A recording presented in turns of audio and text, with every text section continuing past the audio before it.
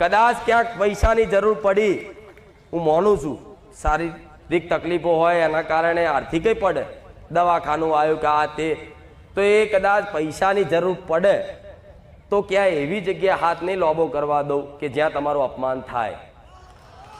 હું એવી જગ્યાએ અપાઈશ કે જ્યાં તમને ક્યારે એવું નહીં કે મેં તારી પર ઉપકાર કર્યો.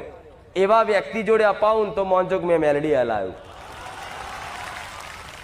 પણ એ જરૂરિયાત તમારી પૂરી થઈ જાય ને તમે આગળ જતા 6 મહિના તમે કદાચ આગળ જતા તમારી જોડે પૈસા આવે તો પહેલા જેણે હાલ્યા છે ને એની દોનત રાખજો. હો ભલે તમારે જો વાપરવાના નહીં રહ્યા ને તો ચિંતા ના કરતા, હું મેલડી બેઠી છું, વાપરવાનું તો પાકીટમાં હાલીશ.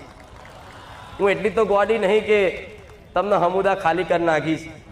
જેને જેના 500 રૂપિયા 200 રૂપિયા 1000 રૂપિયા હાલવાના હોય ને એ હાલવાની દોનત રાખજો. ભરવાનું કામ મારું છે. તમે ખાલી કરો, હું એટીએમ હું ભરવા વાળી બેઠીશ.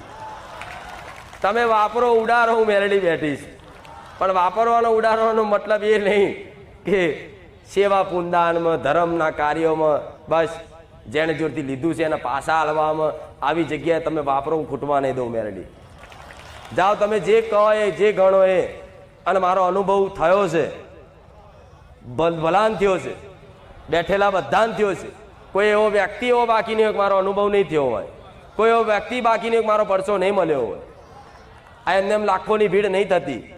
નવા આવ્યા હોય ને એને કહીશ કે 5 રવિવાર નહીં, ખાલી 1 રવિવાર આવ્યા છે ને પ્રવચન ઓપરેશન જો કાલનો દાડો થવા દો મારો અનુભવ ના કરાવો તો મને મેલડીને કહેજો.